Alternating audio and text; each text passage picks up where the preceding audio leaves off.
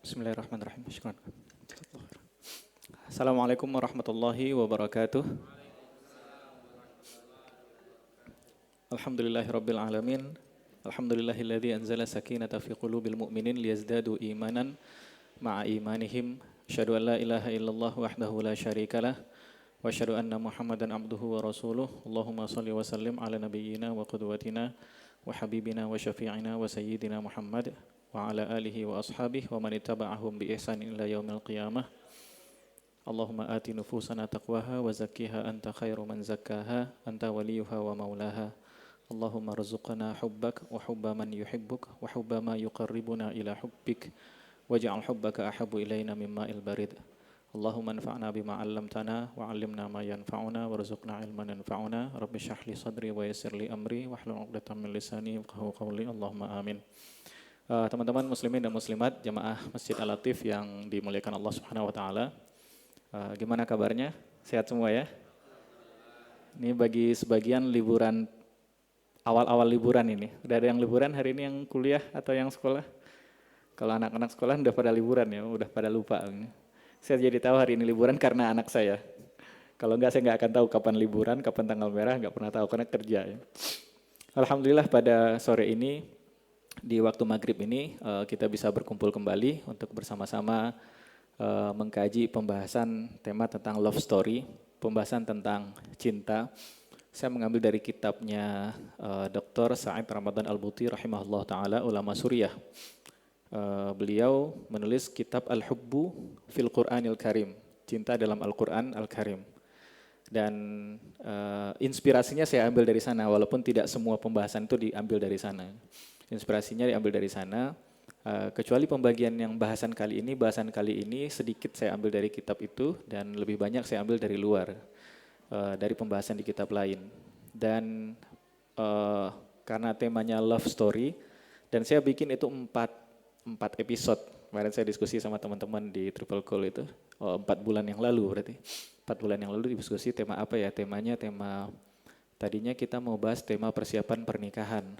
Tapi saya tahu kalau kajiannya di masjid udah ada yang sudah menikah. Berarti tema ini mungkin tema penyesalan buat mereka atau tema apa ini. Maka lebih enak kalau kita membahas pembahasan sebelum pernikahan itu. Ada tema yang namanya cinta. Dan lebih baik lagi kalau kita membahas tema cinta itu lebih utuh, lebih komprehensif gitu. Artinya kalau kita melihat pembahasan sebenarnya bagi kita muslimin, Quran itu Allah turunkan kan sebagai guidance, sebagai petunjuk buat kita. Di Quran itu sastranya Quran sangat tinggi, tapi Quran tidak menamakan dirinya dengan kitab sastra. Di Quran banyak sekali sejarah di situ. Banyak sekali sejarah, kisah. Sepertiga dari Quran itu adalah kisah, sejarah. Tapi Quran tidak menamakan dirinya kitab sejarah. Di Quran juga ada pembahasan sains. Hari ini banyak ulama yang backgroundnya adalah saintis. Kayak Dr. Zakul An-Najjar misalnya. Ada cukup banyak ulama-ulama di Arab sana yang backgroundnya adalah saintis, farmasis, dan mereka meneliti Quran dari sudut pandang sains. Tapi Quran juga bukan kitab sains. Al-Quran memperkenalkan dirinya ketika dia turun sebagai hudan linnas. Ketika Quran turun di bulan Ramadan, syahrul Ramadan alladzi unzila fihil Quran, Allah sebutkan bahwa Quran itu sebagai hudan linnas, guidance, sebagai petunjuk bagi umat manusia. Jadi Quran menamakan dirinya sebagai petunjuk yang pertama sebelum bahasan yang lain. Maka kalau yang namanya petunjuk, tiap saat kita kan harus melihat ke sana. Tiap saat melihat ke sana. Saya kemana-mana di Bandung ini pakai Google Map tuh, pakai map tuh pemandu kemanapun. Karena saya baru 6 bulan tinggal, sudah 6 bulan tinggal di sini. Dan kemanapun pergi saya lihat Google Map. Pernah sekali saya taruh tuh Google Map di motor saya ada cantolan Google Map itu. Saya taruh, kemudian saya berangkat dan di perjalanan saya tuh meleng dikit tuh. Dan harusnya saya belok kiri, saya naik flyover. Akhirnya tambah 7 menit lagi saya muter balik jauh tuh. Di Bandung agak unik jalannya. Kalau di Jakarta, saya dulu tinggal di Depok atau Jakarta, kalau kita nyasar tinggal putar balik. Kalau Bandung putar baliknya ngiterin satu blok RT dulu. Satu blok baru putar balik gitu. Itu kalau sebentar saja, saya meleng sebentar saja nggak melihat ke panduan, ke guidance itu, maka saya nyasar tuh. Dan itu perjalanan dekat tuh, perjalanan dalam kota Bandung. Dalam kota Bandung ini kan, kota Bandung dari ujung ke ujung nggak nyampe 2 jam kali ya, kalau nggak macet ya. Dekat sekali. Maka bayangkan hidup yang selama ini kalau nggak ada guidance, nggak ada panduannya, Itu nyasar kemana-mana itu. Maka Quran turun sebagai panduan buat kita. Allah, di antara rahmatnya Allah, di awal sekali kita bahas cintanya Allah kepada kita manusia. By default Allah mencintai kita. Buktinya Allah berikan panduan untuk kita. Itu kan karena cinta sebenarnya. Padahal kita belum buktikan apapun ke Allah. Tapi Allah berikan panduan untuk kita. Panduannya adalah Quran itu. Maka seharusnya muslimin itu setiap apapun yang akan dia lakukan, dia lihat Quran ngomong apa pertama kali. Harus seperti itu. Kalau hari ini, kalau kita nggak melihat kepada Quran, maka kita akan tetap cari teman-teman. Kita kalau nggak melihat Quran, kita akan manusia itu sangat butuh dengan informasi, apapun itu. Seseorang kalau sudah serius melakukan sesuatu, dia akan cari informasi sampai sangat detail itu. Waktu saya SMA belajar bela diri, awal belajar bela diri, sampai posisi tangan tinju itu posisi jari pun ditentukan. Kalau kita mau serius belajar bela diri, posisi jari pun ditentukan ya. Jangan sampai kalau tinju jarinya keluar sedikit, ini pas mukul bisa patah nih kelingkingnya. Jadi sampai sedetail itu.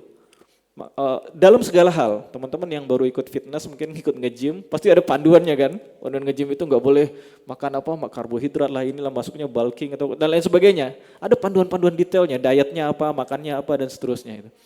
Maka dalam hidup juga ada panduannya. Dan manusia sangat haus dengan panduan itu. Dan Allah berikan kepada kita Quran sebagai panduan.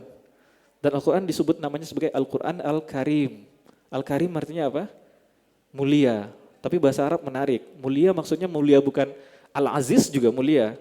Tapi lebih spesifik Al-Karim itu mulia karena kedermawanannya. Quran itu mulia karena dermawan. Antum minta apapun kepada Quran, Quran kasih itu. Antum tanya apapun pada Quran, kita bertanya apapun kepada Quran, Quran kasih jawaban itu. Masalahnya adalah kita nggak nanya ke Quran. Sebab kita kan apapun pembahasan kita, saya ingin apa ya, ingin membahas tentang pendidikan, maka lihat kemana? Nanti dulu Quran, lihat ke yang lain-lain dulu. Saya ingin bahas tentang manusia, jiwa manusia, bahas nanti dulu Quran.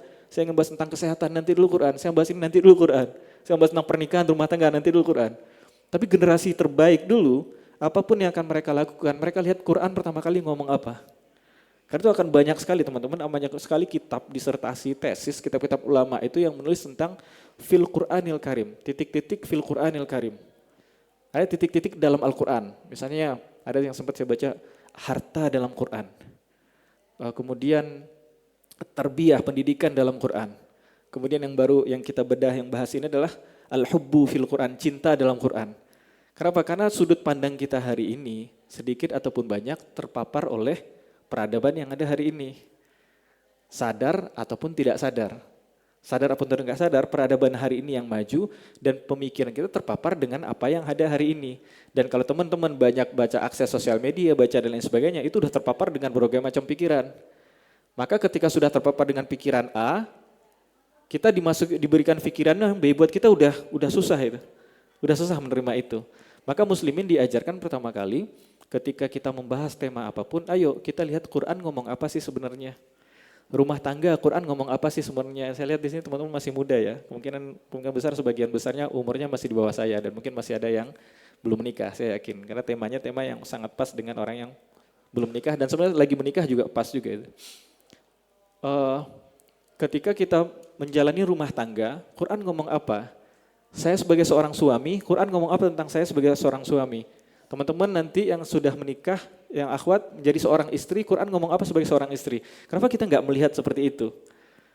Sebab manusia itu sangat haus dengan panduan, sangat haus dengan panduan. Kalau nggak dapat panduan, kita cari-cari sendiri panduan. Dan akhirnya kita ngarang-ngarang sendiri itu panduan kalau nggak dapat. Maka di antara bentuk cintanya Allah kepada hambanya, Allah berikan kepada kita panduan. Dan panduan adalah Quran.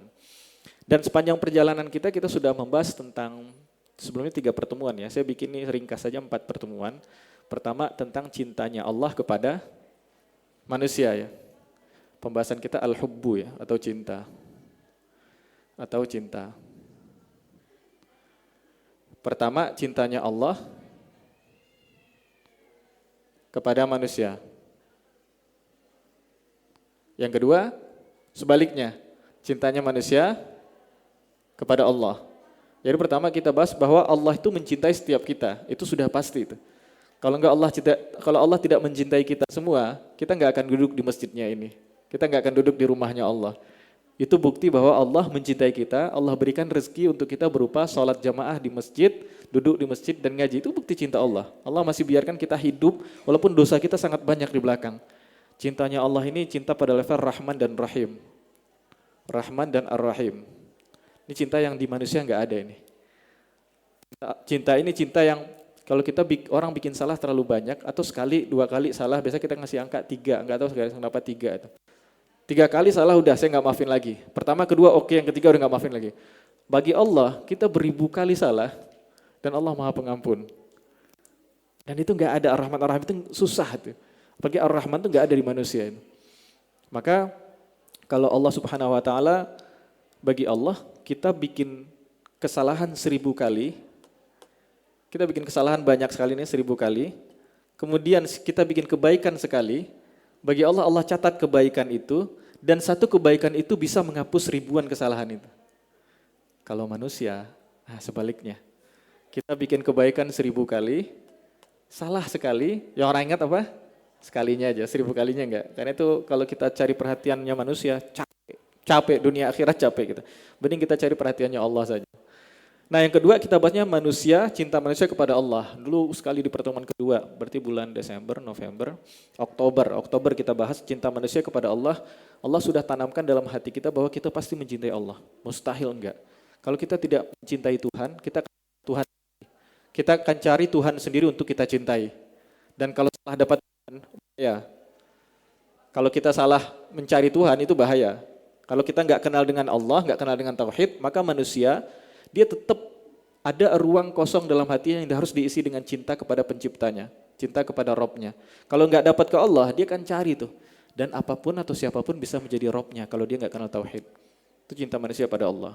Kemudian pertemuan kemarin, bulan lalu kita bahas cinta manusia sesama manusia. Cinta manusia sesama manusia. Itu cinta manusia kepada orang tua, kepada anak, dan seterusnya. Kemarin kita bahas. Dan terakhir saat ini kita membahas adalah cinta manusia sama manusia ini bagiannya adalah cinta dengan lawan jenis. Dan ini tema yang sangat menarik nih. Everybody loves talking about love.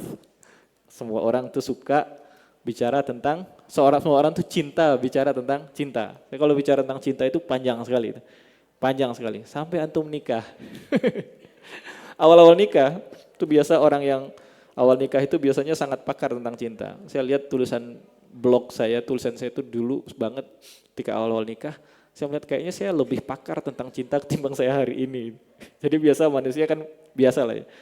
Kalau ikut bela diri itu kita sabuk putih, sabuk kuning itu petantang petenteng itu kayak jagoan. Orang udah sabuk hitam santai aja. Jadi kalau awal nikah dia paling tahu tentang cinta. Saya lihat lagi catatan saya. Saya dulu suka nulis catatan jurnal harian gitu. Saya ketik gitu. Dari zaman saya SMA itu. Saya lihat, oh ya sejak saya menikah itu saya termasuk songong kalau ngomongin cinta itu. Kayak yang udah paling paham aja, padahal nikah baru setahun itu. Terus kita belajar orang yang sudah menikah 20 tahun, 30 tahun usia pernikahan yang masih langgeng dan lain sebagainya. Maka kita bahas tentang cinta manusia sama manusia dan cinta lebih spesifik cinta laki-laki kepada perempuan atau perempuan kepada laki-laki. Itu yang kita bahas. Dan kita mengambil karena ngomong al-hubbu fil Quran, cinta dalam Quran. Dan Allah kisahkan itu, Allah sebutkan itu di surat Rum. Di surat Ar-Rum ayat berapa teman-teman? 31 ya. Ini surat yang, ayat 21 ya. Ini ayat yang saya yakin kalau teman-teman suka hadir kondangan, bisa hafal dengan ayat ini. Karena setiap ayat, ini ayat selalu dibaca. Karena memang maknanya luar biasa. Karena itu sekarang ayo kita duduk, kita pelajari ayat ini. Biar kita nggak cuma baca, tiap kondangan kita baca tapi nggak paham-paham artinya. Ini surat Rum ayat 21. Ini waktu kita terbatas ya, sekarang 14 menit, oke cukuplah. Bunyi ayatnya, A'udzubillahi minasyaitonirrajim, Bismillahirrahmanirrahim.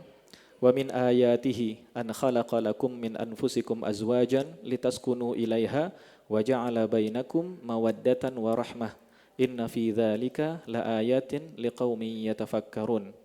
Dan di antara ayat-ayatnya Allah bahwa Allah ciptakan untuk kalian dari diri kalian yaitu pasangan-pasangan. Litaskunu ilaiha, tujuannya apa? Supaya kalian sakinah kepadanya.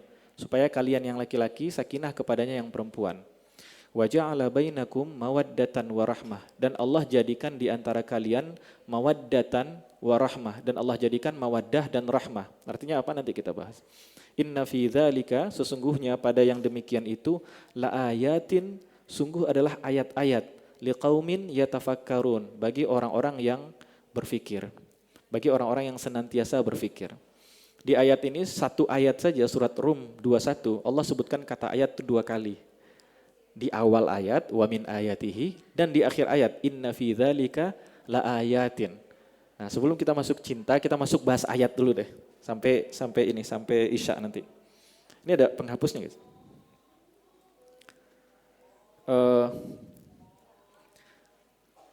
Teman-teman tahu ayatnya Allah? Tahu ya, ayatnya Allah. Dan yang kalau saya tanyakan ayatnya Allah, pertama sekali top of mind kita akan mengatakan bahwa ayatnya Allah itu ada di mana? Di dalam Al-Quran, iya kan? Ayat Quran itu ayatnya Allah. Ternyata ayat Allah itu enggak cuma ada dalam Quran. Justru Al-Quran sendiri mengatakan ada ayat Allah yang lain yang ada di luar Quran. Nah, menariknya di surat Rum yang kita baca ini ayat 21, teman-teman coba deh buka Qurannya. Kita buka Quran, buka surat Rum ayat 21, halaman kalau yang mushaf Madinah, mushaf yang Quran pojok itu halaman 406 atau 405. Biasanya 406 itu. Juz ke-21. Di ayat ini, di ayat ke-21 ini teman, kita cek ke atas. Kita cek mulai dari ayat 16 sampai 19, ayat 16. Satu halaman ini, satu halaman full dari ayat 16, wa ammal ladzina kafaru wa kadzdzabu bi ayatina wa liqa'il akhirati fa ulaika fil azabi muhdarun. Allah katakan, dan adapun orang-orang yang ingkar, orang-orang yang kafir dan mendustakan ayat-ayat kami serta mendustakan liqa'il akhirah, pertemuan dengan hari akhirat, faulaika fil azabi muhdarun. Mereka itu fil azabi, berada pada azab yang dihadirkan pada mereka, untuk mereka. Maka pertama di ayat 16 ini Allah sudah bahas tentang orang yang mengingkari tentang wa kadzdzabu bi ayatina, yang ingkar dengan ayat-ayat kami. Oke, satu kita paham, orang yang kafir terhadap ayat Quran. Tapi Al-Quran mengatakan ada ayat lain selain Quran. Kemudian Allah katakan, fasubhanallahi hina tumsuna wa hina tusbihun. Maka maha suci Allah hina tumsun, ketika maha suci Allah ketika pada petang hari, wa hina tusbihun, dan pada pagi hari. Walahul hamdu fis samawati wal ardi, dan milik Allah lah pujian di langit, di semua lapis langit, wal ardi, dan bumi, wa asyiyan, dan pada malam hari, wa hina tudhirun, dan atau pada siang hari. Yukhrijul hayya minal mayyiti. Allah katakan dialah Allah yang mengeluarkan al-hayy, kehidupan, minal mayyit, dari kematian. Wa yukhrijul mayyita minal hayy, dan mengeluarkan kematian dari kehidupan. Wa yuhyil arda ba'da mautiha, dan menghidupkan bumi setelah matinya bumi. Wa kadzalika tukhrajun, dan demikianlah kalian semua akan dibangkitkan dari kubur kalian. Kemudian ayat 20 Allah katakan, wa min ayatihi. Tadi Allah katakan bahwa Allah beri ancaman terhadap orang yang kafir pada ayat Allah. Oke, kita berpikir orang yang kafir pada ayat Allah yang diberi ancaman adalah orang kafir pada ayat Quran. Kemudian Allah katakan di ayat 20, wa min ayatihi, di antara ayatnya Allah, an khalaqakum min turab, bahwa Allah ciptakan kalian itu dari tanah. Summa idza antum basyarun tantashirun, kemudian kalian menjadi manusia, umat manusia yang tantashirun, menyebar. Umat manusia menyebar maksudnya apa? Kita kalau nulis silsilah manusia itu biasanya kayaknya penyebaran itu. Teman-teman tahu zuriyah itu kata zarrun. Zarrun itu artinya ini, debu. Ambil debu, pss, gitu. Itu kan dia nyebar tuh. Kalau orang semprot dengan busuk itu nyebar gitu kan gambarannya kan. Nah, manusia juga kayak gitu. Tantasyur itu menyebar. Ini dari ayah kita nih Adam alaihi salam dan Hawa ibunda kita. Kemudian lahir anak berapa? 11 ya. Dari satu anak tuh yang 11 tuh mungkin, jadi dia menyebar dari lahir anak 11, kemudian yang 11 itu kan berpasang-pasangan tuh. Kemudian dipasang-pasangkan, menikah, dari yang 2 itu, dari yang 11 itu bisa jadi lahir 30, 40, 50. Semakin lama semakin banyak. Itu kan menyebar, tantasyurun. Maka kalian menjadi manusia yang menyebar semuanya. Kemudian Allah katakan, di ayat 20 itu di antara ayatnya Allah, Allah ciptakan kalian dari tanah. Kemudian di ayat 21, nah ini ayat yang kita bahas. Dan di antara ayatnya Allah juga, an khalaqalakum min anfusikum azwaja, bahwa Allah jadikan untuk kalian dari diri kalian azwajan, pasangan, litaskunu ilaiha, supaya kalian sakinah kepadanya, wa ja'ala bainakum mawaddah wa rahmah, dan Allah jadikan antara kalian mawaddah wa rahmah, mawaddah dan rahmah. Inna fi dzalika, sungguh yang demikian itu ayat bagi orang-orang yang berfikir.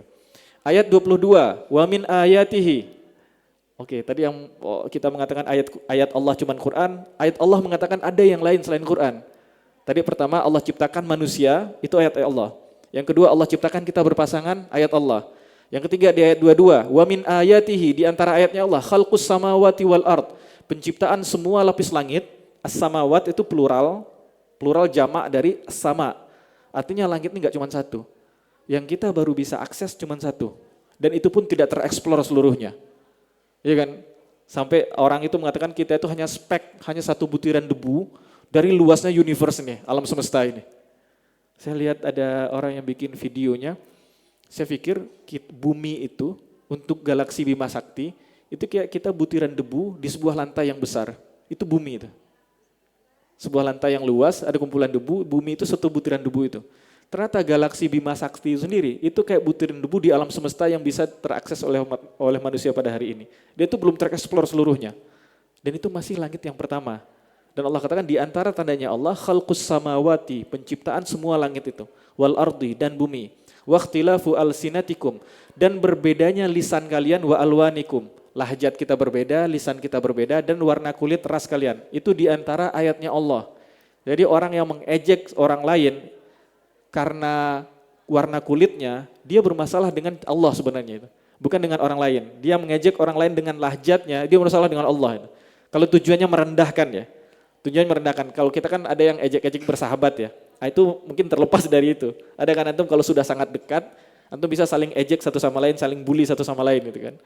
Nah itu kadang-kadang adab itu, cinta itu melebihi adab. Kalau udah sangat cinta, adabnya hilang. Jadi sama temennya sudah main kasar, bercanda main kasar. Itu bukan bahasan itu. Orang yang mengejek tujuannya merendahkan di sini. Orang yang mengejek tujuannya merendahkan, itu dia bermasalah dengan ayat Allah. Karena Allah katakan, di antara ayatnya Allah adalah ikhtilafu alsinatikum. Berbedanya lisan kalian.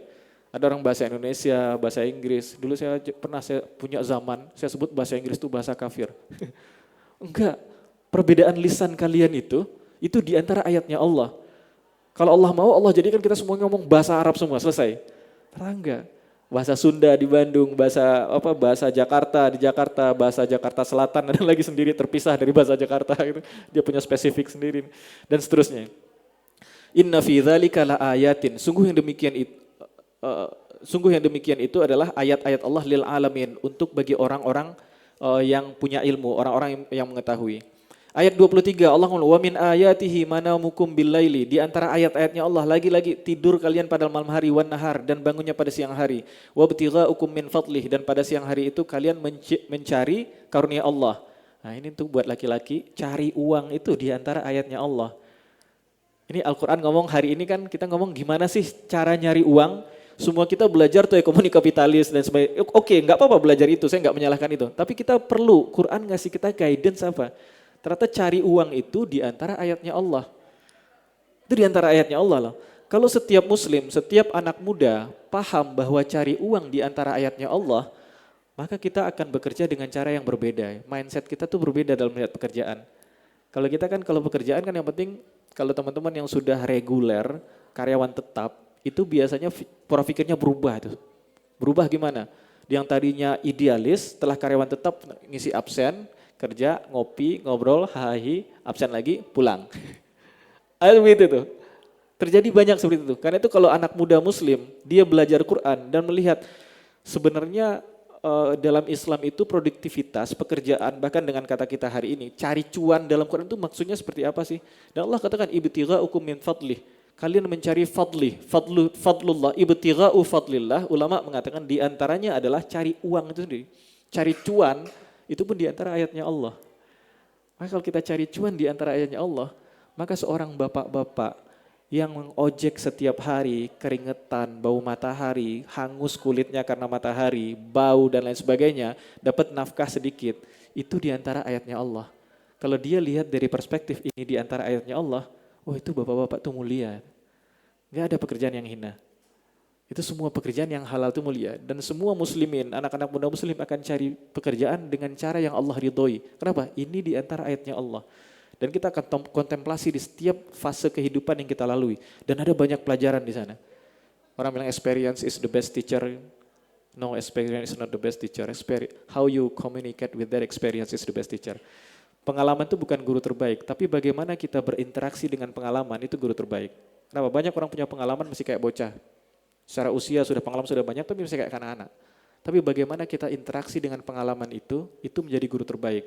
Kita melihat pengalaman sebagai ayatnya Allah, maka kita berkomunikasi dengan cara yang baik, dengan experience itu. Nah itu yang bisa jadi best teacher itu. Kemudian Allah katakan lagi, wa min ayatihi yurikumul barqa khaufan wa tama'a, dan di antara ayatnya Allah adalah Dia perlihatkan kepada kalian al-barqa. Al-barqa itu ini kilat, khaufan wa tama'a, yang menimbulkan ketakutan dan harapan. Wa yunazzilu minas sama'i ma'an, dan Dia yang menurunkan dari langit air. Di antara ayatnya Allah tuh hujan adalah air yang Allah turunkan dari langit. Fayuhyi bihil arda ba'da mautiha. Maka Dia Allah yang menghidupkan bumi setelah matinya. Inna fi dzalika laayatin liqaumi yaqilun. Yang demikian itu sungguh ayat bagi orang yang berakal. Ini satu halaman belas ngomongin ayat Allah semuanya. Dan ayat Quran satu halaman ini ngomongin ayat Allah, semuanya tersebar di muka bumi. Pertanyaan kita, sebenarnya ayat itu artinya apa sih? Sebenarnya ayat itu artinya apa? Lanjut ayat 25 teman-teman, halaman berikutnya. Wa min ayatihi an taqumas sama'u wal ardu bi amrih. Di antara ayatnya Allah bahwa langit itu bisa berdiri dan bumi dengan perintahnya Allah. Tsumma idza da'akum da'watan minal ardi idza antum takhrujun. Kemudian apabila Dia memanggil kalian semua sekali panggil dari bumi, seketika itu kamu keluar dari kubur. Walahu man fis samawati wa ma fil wal ard kullun lahu qanitun. Dan Allah sebutkan keagungan Allah semuanya. Jadi di rentetan ayat tentang pernikahan itu, ayat yang sering kita baca tentang pernikahan dan tentang pertemuan laki-laki dan perempuan, itu di rantai-rantai ayat Allah bicara tentang ayat-ayat Allah yang lain, seperti semua penciptaan langit dan bumi. Allah hidupkan manusia dari yang mati menjadi bangkit lagi. Allah hidupkan bumi dari yang tandus, kering dan lain sebagainya, turun hujan Allah hidupkan lagi. Itu semua itu termasuk pernikahan teman-teman yang lakukan itu merupakan dari ayatnya Allah. Pertanyaannya sebenarnya ayat Allah ini apa sih? Karena itu kita tidak bisa menggunakan, sebenarnya tidak ada, alhamdulillah orang Indonesia tidak menerjemahkan kata ayat. Iya kan? Di Indonesia ayah maknanya adalah ayat kan? Tapi kalau di tempat lain dalam bahasa Inggris, ayat itu jadinya apa? Verse. Verse itu apa dia? Kalimat, sentence atau apa itu? Enggak, dia enggak terwakili dengan itu. Saya kumpulkan ada beberapa makna ayat, setidaknya ada 9, kita sebutkan 3 saja di sini, makna ayat itu. Pertama, orang Arab mengatakan kharajal qaumu bi ayatihim. Orang Arab sebutkan kharajal qaumu. Sekelompok orang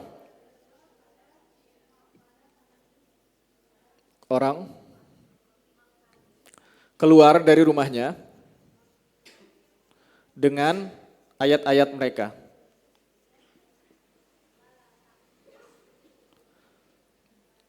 Kharajal qaumu bi ayatihim. Ini ayat nih. Orang Arab dulu mengatakan, kalau orang Arab dulu kan kita bicara Arab zaman klasik. Ini indahnya Quran turun dengan bahasa Arab, karena nggak bisa diwakilkan dengan bahasa lain. Kata saya perlu jelasin. Orang Arab dulu hidupnya nomaden, berpindah dari satu tempat ke tempat yang lain. Jangankan orang Arab, di sejarah dunia kita baca juga orang Indonesia pun hidup nomaden. Semua orang dulu sebelum punya disentuh peradaban, dia nggak menetap, hidupnya berpindah-pindah. Nah, gitu, asalnya. Sedikit aja selesai yang ini. Kemudian orang Arab mengatakan, kalau kharajal qaumu bi ayatihim, ketika sekelompok orang keluar, contohlah kita gambaran kita melakukan perjalanan jauh nih, 1 bulan. Dan kita backpacker. Kemudian kita istirahat, kemudian rute pertama kita mana? Bromo. Sampai di Bromo, Jawa Timur, Bromo kita pasang camping dan lain sebagainya. Kita menginap di sana 2 hari, 3 hari. Selesai menginap di sana, kita pasang lagi tenda tuh, kita cabut, masukin dalam tas lagi, masukin dalam carrier semuanya. Setelah semuanya masuk dalam carrier, apa yang kita lakukan? Apakah semua barang yang kita buka, keluarkan tadi dimasukkan lagi dalam carrier? Enggak kan? Kaleng tuna yang sudah dipakai, kita buang, tinggalin. Itu kan? Itu permasalahan orang cinta alam tuh. Bikin sampah di alam. Nah, kemudian plastik mie instan yang kita tahu ditinggal. Yang kita masukkan dalam carrier apa? Semua yang penting-penting aja. Iya kan, karena kita mau pindah next step tempat berikutnya adalah Papua misalnya. Dari Bromo, Jawa Timur kita lanjut ke timur lagi nih. Kita masukin yang penting-penting aja. Ini adalah kalimat Arab, kharajal qaumu bi ayatihim. Maka setelah kita pack semuanya, yang tadinya berat isinya carrier kita tuh udah 40 liter, sisa di 3 hari kita tinggal 35 liter. 5 liter terbuang. Itu enggak kita pakai. Kenapa? Kita enggak butuh itu. Yang penting-penting, yang valuable, yang punya nilai saja yang kita masukkan dalam carrier, kita pasang, kita bawa, kemudian kita keluar, tinggalkan Bromo. Orang Arab sebenarnya kharajal qaumu bi ayatihim. Orang-orang itu, sekumpulan anak-anak alatif itu, dia meninggalkan Bromo dengan ayat-ayatnya mereka. Artinya ayat di sini adalah dengan harta-harta yang bagi mereka adalah bernilai. Dengan alat-alat yang bagi mereka bernilai. Kalau sudah enggak bernilai, kita kumpulin semua, kita kuburin atau kita bakar, tinggalkan di sana. Yang kita bawa semua yang bernilai. Kata kuncinya di sini value. Semua yang bernilai. Orang Arab menggunakan kata ayat sebagai sesuatu yang bernilai. Nah, sekarang kita lihat di sini kalau Allah mengatakan kita baca di ayat tadi hampir semua yang kita alami itu adalah ayatnya Allah. Itu artinya semua experience kita di hidup ini Al-Qur'an mengatakan itu valuable, itu bernilai. Maka kita perlu lihat lagi hidup kita. Enggak ada hidup kita tuh yang konyol, apes, kemudian unpredictable, kebetulan, coincidence itu. Enggak ada yang seperti itu. Semua perjalanan hidup kita itu di antara ayatnya Allah. Dan dia bernilai kata Quran. Quran mengatakan itu bernilai. Maka kalau kita melihat dalam hal ini, Allah katakan pertemuan laki-laki dan perempuan kemudian menikahnya dia, itu di antara hal bernilai yang harus kita lihat. Itu makna ayat yang pertama, valuable. Dia bernilai. Pernikahan itu satu hal yang bernilai yang semua orang harus lihat. Kalau orang-orang paham pernikahan itu bernilai, gak ada masuk di pikiran mereka tentang perselingkuhan. Hari ini yang banyak selingkuh siapa? Laki-laki. Walaupun sebenarnya perempuan juga melakukan juga, tapi yang banyak kan laki-laki melakukan itu. Dalam Quran saya gak ketemu itu, ada laki-laki berselingkuh. Bahkan bagi orang jahiliyah sekalipun. Nah, kalau kita menghargai hubungan kita itu gak akan kepikiran di situ. Maka kita lihat lagi nih pada Quran. Quran menjadikan pertemuan laki-laki dan perempuan itu sebagai ayatnya Allah. Itu yang pertama, nanti yang dua kita bahas insya Allah setelah azan Isya. Assalamualaikum warahmatullahi wabarakatuh. Bismillahirrahmanirrahim. Assalamualaikum warahmatullahi wabarakatuh. Alhamdulillahirabbil alamin. Alhamdulillahilladzi hadana li hada wa ma kunna linahtadiya laula an hadanallah. Asyhadu an la ilaha illallah wahdahu la syarikalah wa asyhadu anna Muhammadan abduhu wa rasuluhu la nabiyya wa la rasula ba'dah. Allahumma salli wa sallim ala nabiyyina Muhammad wa ala alihi wa ashabihi wa man ittaba'ahum bi ihsanin ila yaumil qiyamah. Allahumma ja'alna minhum. Allahumma amin. Amma ba'd. Teman-teman semuanya, bismillah kita melanjutkan lagi pembahasan kita. Kemarin. Tadi kita bahas sampai ayat ya. Jadi Allah bicara, Allah katakan kita tahu bahwa ayat Quran itu adalah ayatnya Allah. Disebut ayatnya Allah, pasti top of mind kita ayat Quran. Tapi ayat Quran sendiri mengatakan ada ayat Allah yang lain dan itu bukan Quran. Dan itu banyak sekali. Di surat Ar-Rum ini dari ayat 16 itu satu halaman penuh ngomongin tentang ayatnya Allah. Kita boleh katakan bahwa hampir semua experience, semua pengalaman dalam hidup kita itu merupakan ayatnya Allah. Tidurnya kalian ayatnya Allah, bangunnya kalian siang hari ayatnya Allah, bangunnya kalian kemudian bekerja di siang hari juga ayatnya Allah. Kemudian ada malam, pergantian malam dan siang ayatnya Allah, gunung, langit dan semuanya ayatnya Allah. Kemudian kalian dibangkitkan nanti di akhirat ayatnya Allah, kalian diciptakan dari tanah ayatnya Allah. Kemudian anak keturunan antum tantashirun, anak keturunan kalian bertambah dan seperti itu ayatnya Allah, termasuk Allah jadikan pasangan dari jenis kalian itu juga disebut sebagai ayatnya Allah. Pertanyaan kita adalah sebenarnya ayatnya Allah artinya apa? Kan itu tadi kita tutup dengan itu. Semua makna yang kita tahu ayat itu bermakna alamah, tanda bahwa Allah itu ada. Itu satu makna. Dan bahasa Arab itu kaya, jadi satu kata bisa punya beberapa makna. Dan satu makna dengan makna lainnya itu tidak akan pernah bertentangan, justru berkaitan dan saling support. Dia selalu berkaitan antara satu makna dengan makna yang lainnya. Bukan tidak bertentangan, dia berkaitan antara satu makna dengan makna lainnya. Yang kita biasa tahu disebut dengan ayah atau ayat. Ayat Allah itu adalah tanda atau alamah, tanda kekuasaan Allah. Dan itu benar, nggak salah juga, itu sangat benar. Dan itu yang sudah dikenal hari ini, bahwa semua yang Allah ciptakan ini menunjukkan, mengantarkan pada Allah sebenarnya. Adanya alam semesta ini pasti adanya pencipta. Nggak mungkin nggak ada penciptanya. Dan tadi kita bahas satu, ayat itu bermakna apa? Kata kuncinya di ayat itu apa? Valuable ya, bernilai, kata kuncinya itu. Contohnya ini, kharajal qaumu bi ayatihim, sekelompok orang keluar dengan ayat-ayat mereka. Orang setelah selesai camping, dia mau pindah ke gunung berikutnya atau ke spot berikutnya, tempat tujuan berikutnya, dia masukkan barang-barang yang penting ke dalam carrier, tasnya ditutup, diikat, yang nggak penting dibiarin di luar, masukin tong sampah, ditumpukan sampah, kemudian dia pasang tasnya, kemudian sekelompok orang keluar dengan ayat-ayat mereka. Yang di tasnya itu tersisa barang-barang yang buat mereka penting, suatu saat nanti kita akan butuhkan. Valuable, bernilai. Itu satu ya, valuable ya kata kuncinya.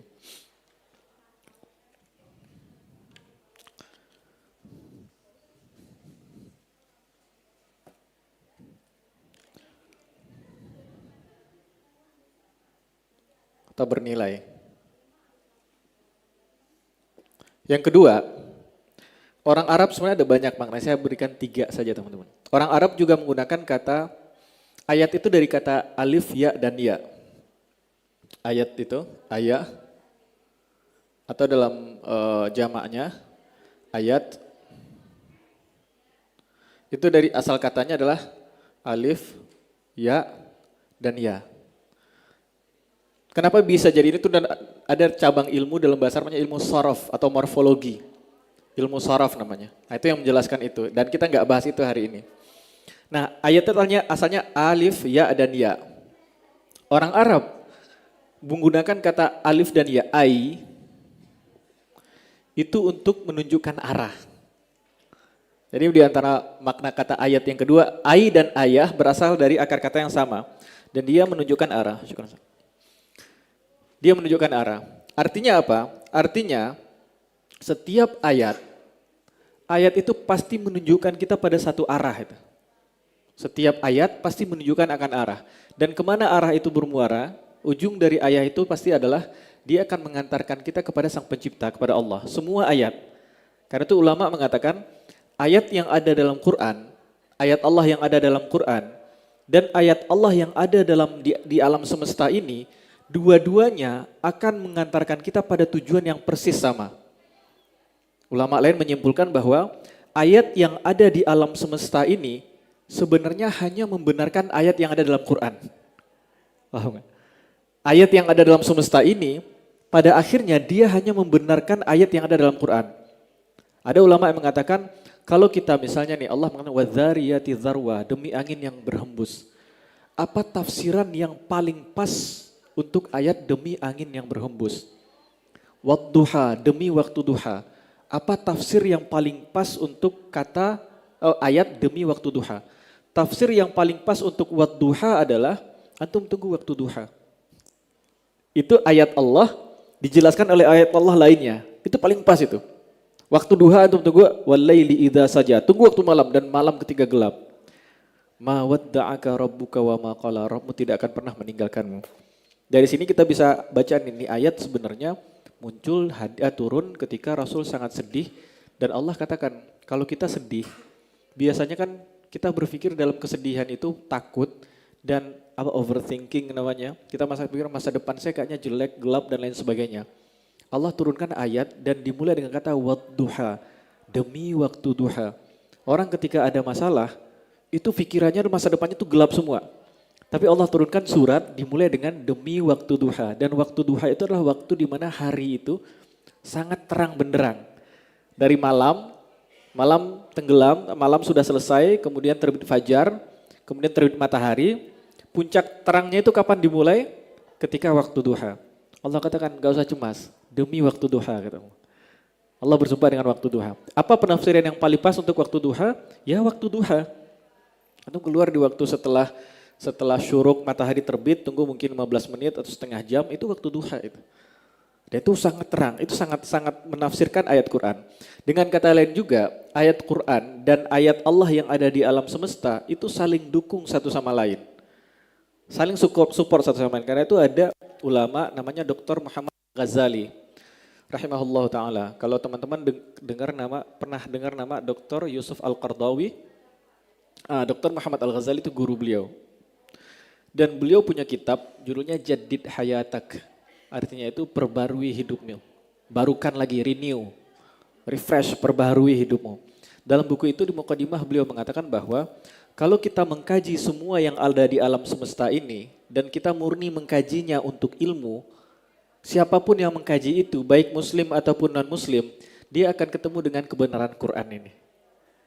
Dia katakan kalau orang mengkaji apapun yang ada di alam semesta, dan dia mengkaji itu murni untuk ilmu, baik dia muslim ataupun non-muslim, dia akan bertemu dengan ayat-ayat Allah ini.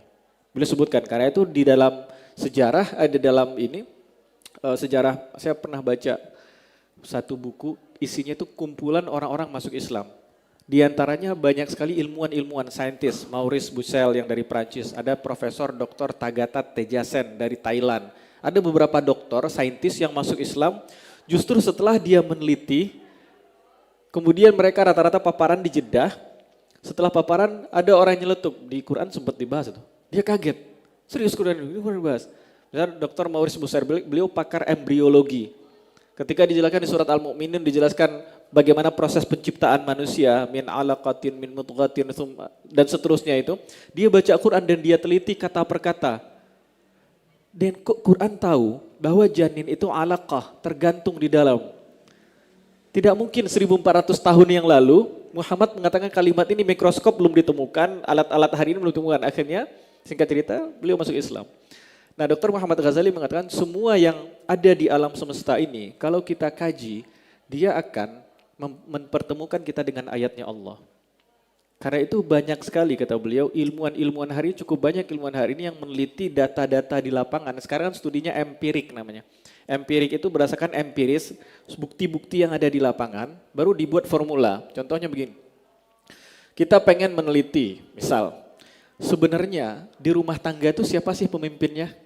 Kan di rumah tangga ada dua kan, suami dan istri, ayah dan ibu. Pertanyaannya, sebenarnya yang berhak memimpin rumah tangga ini siapa? Suami atau istri? Suami, karena kita sudah belajar Islam. Buat orang nggak tahu Islam, mereka masih berdebat itu. Di Barat hari ini masih berdebat. Hari ini ada istilah siapa? Bapak rumah tangga. Ada istilah itu. Walaupun data di Barat mengatakan semua bapak rumah tangga, istrinya berangkat kerja, dia selingkuh sama perempuan lain. Banyak sekali data tentang itu. Kalau kita buat riset dan risetnya jujur dan ilmiah, itu semua riset kita data lah 1, 2, 3 sampai 1000 keluarga. Kemudian hasil riset itu saya akan yakin sekali bahwa akhirnya akan bertemu bahwa pemimpin di rumah itu haruslah suami. Al-Quran sudah katakan itu dari awal. Karena itu muslimin, kalau kita ngambil panduan ke Quran, maka kita langsung dapat shortcut, dapat formulanya. Kalau kita nggak ambil panduan dari Quran, maka kita akan, ya studinya empiris, kita akan mengkaji untuk kita cek 1000 keluarga. Dari 1000 keluarga ternyata begini-begini dan seterusnya. Dari 1000 keluarga yang baik, siapa sih leadernya sebenarnya di sana? Dan sampai dapat pada kesimpulan, oh ternyata laki-laki. Suami adalah pemimpin di rumah tangga. Dan itu menghabiskan waktu 15 tahun meriset itu. Dan sudah terlambat. Antum meriset umur 30 tahun, 15 tahun, 45 baru sadar. Oh iya ternyata suami rumah tangga. Udah terlambat. Kayak itu muslimin sangat pesat kemajuannya dulu. Sangat pesat kemajuannya. Kenapa? Karena mereka mengambil inspirasi langsung dari Quran. Mereka langsung dapat formulanya. Itu yang kata ulama, ada kitab menarik juga itu. Limadza ta'akhkharal muslimuna wa taqaddama ghairuhum. Kenapa muslimin hari ini itu mundur dan selainnya itu maju. Itu buku ditulis tahun 80-an itu. Dan buku itu ditulis oleh ulama Suriah ingat saya itu. Berdasarkan surat yang dibikin oleh ulama Indonesia dari Kalimantan. Beliau bersurat, kemudian ditulislah buku itu. Kenapa muslimin hari ini mundur dan selain muslimin itu maju. Beliau ngomong dari 1980-an. 1980-an itu posisi kita di titik nadir lah istilahnya. Di posisi muslimin paling bawah itu. Orang malu pakai jilbab, orang malu dengan bahasa astagfirullahalazim aja malu, baca orang bersin kemudian mengucapkan yarhamukallah aja malu, apalagi baca Quran di jalan muslimin itu masih sangat bawah sekali posisinya itu. Beliau tulis kitab itu dan beliau bahas ada salah satu poin di sana adalah kenapa kita mundur dan selain kita maju karena kita mulai meninggalkan Quran. Dan selain mereka maju karena mereka mulai meninggalkan kitab suci mereka. Kitab suci di agama lain itu doesn't make sense. Mereka sendiri berdebat di antara mereka. Nah, artinya apa? Artinya semua ayat yang ada di semesta ini itu menunjukkan pada satu arah. Arah yang sama yang ditunjukkan oleh Quran. Kemana dia akan mengantarkan kita kepada Allah, kepada Sang Pencipta kita. Artinya juga, kalau kita lihat di surat Rum ayat 21 tadi, Allah katakan bahwa pasangan itu bagian ayatnya Allah. Sebenarnya pasangan itu akan mengantarkan kita, idealnya pasangan itu harusnya mengantarkan kita pada ketakwaan. Harusnya seperti itu. Itu syariat Islam itu ketika bicara tentang pernikahan teman-teman, itu mustahil kita bicara pernikahan dan tidak dilibatkan pembahasan iman di sana. Mustahil sekali. Kenapa demikian? Kalau orang hari ini bicara pernikahan, saya background saya ekonomi. Saya ambil magister saya di UI Ekonomi Syariah. Kalau kita bicara pernikahan, dihilangkan variabel iman, kita ngomong ekonomi saja, mending gak nikah. Ada dulu saya sempat baca artikel itu.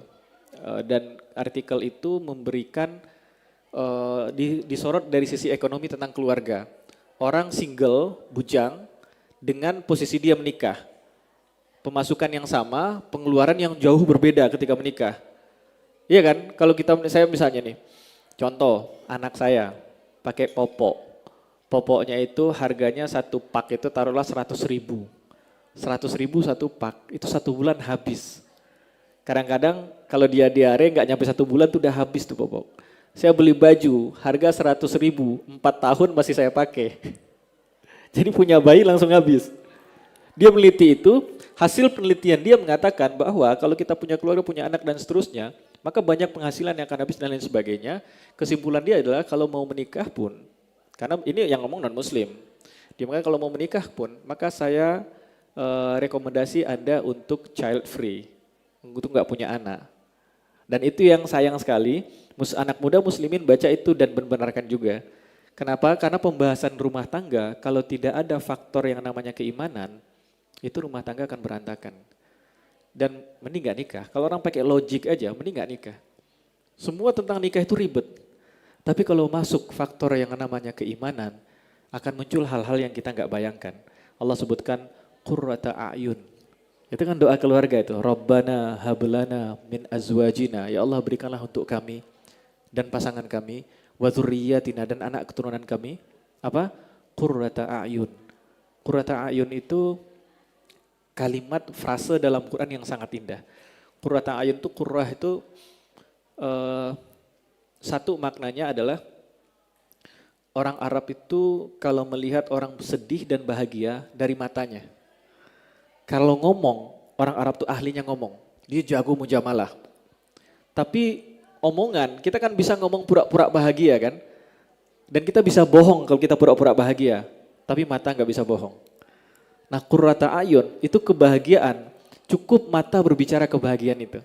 Antum kalau teman-teman kalau ketemu orang yang sangat bahagia, kita nggak perlu ngomong dengan dia, kita langsung tahu dia bahagia lihat dari matanya. Itu qurrata a'yun itu. Itu diantara maknanya. Qurrata a'yun kedua diantara maknanya dari ayun. Ayun itu artinya mata. Mata itu mengantarkan kita pada visi, vision. Mengantarkan kita pada visi. Artinya kita minta kepada Allah, ya Allah jadikanlah saya, pasangan saya, istri, kalau dalam hal ini sendiri saya, maka istri saya dan anak keturunan saya sebagai orang-orang yang kalau saya lihat mereka, saya diingatkan kembali pada visi saya. Kita hidup di dunia ini untuk visi yang luar biasa baik, luar biasa tinggi, luar biasa mulia. Maka harusnya kita kembali ke rumah, lihat istri dan anak-anak kita, itu menghadirkan kembali visi. Kembali ke sini teman-teman. Ayat yang kedua, itu dia akan mengajak kita untuk mengantarkan kita pada satu arah.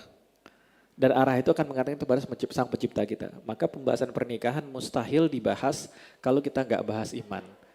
Dan saya suka ketika saya dapat di sosmed itu. Orang mengibaratkan pernikahan itu dengan segitiga.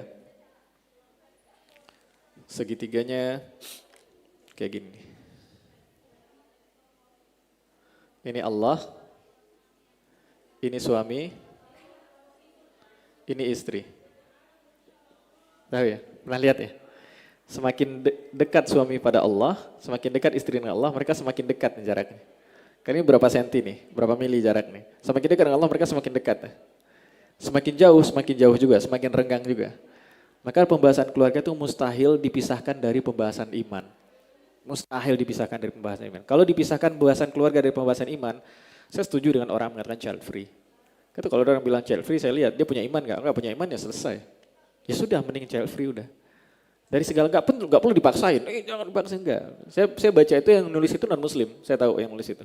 Artikel pertama saya baca tahun 2016 apa 17 tuh artikel. Oh, sebelum vlogger itu terkenal, jauh sebelum itu. Ada artikel itu. Sementara di 2007 Time Magazine-nya New York itu bikin majalah, mempublikasi majalah Times itu, covernya itu memang child free tahun 2007. Dan di barat udah selesai child free itu. Orang barat tahu child free itu bermasalah sebenarnya. 2007 di kita baru rame 2020. Berarti kita 13 tahun terbelakang tuh. Dalam hal keburukan. Udah buruk terbelakang lagi. Dan masih ngekor lagi itu masalah gitu. Nah, yang kedua makna dari ayat yang kedua, ayat itu menunjukkan arah. Dan arahnya kepada Allah. Dan yang ketiga, orang Arab menggunakan kata i.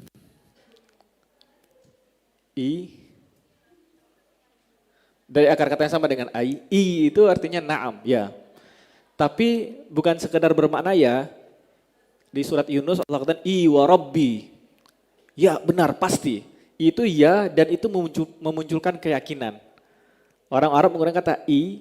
Kalau beda i dengan na'am, na'am itu artinya ya. Dia ya biasa saja. Tapi kalau orang sebutkan i, orang Arab sebutkan i itu ya dan dia sangat yakin 100% itu solid keyakinannya dengan apa yang dia katakan iya itu. Itu i. Artinya setiap ayat yang kita experience di hidup kita, setiap ayat yang ada dalam Quran itu harusnya menambahkan keyakinan pada kita. Nah, karena itu kalau baca Quran, kita mulailah baca Quran, baca terjemahannya. Supaya pertama kita dapat pahala dari membaca dan Quran itu memberikan kekuatan keyakinan pada diri kita. Karena Quran itu adalah kalimat dari Sang Pencipta kita untuk masing-masing kita. Para nabi menyebutkan Quran kalimat Rabb itu sebagai risalati Rabbi, surat-surat dari Rabbku. Dan kita harus mengatakan hal yang sama. Ini Al-Quran itu sebenarnya ngomong ke saya. Kalau saya bilang Al-Quran ngomong ke kita, mungkin di antara kita ada yang merasa kayaknya enggak ke saya deh, yang lain-lain yang soleh-soleh aja, saya enggak. Al-Quran itu ngomong ke setiap kita, setiap individu. Al-Quran ngomong ke saya, Al-Quran ngomong ke antum semuanya. Itu ayat teman-teman.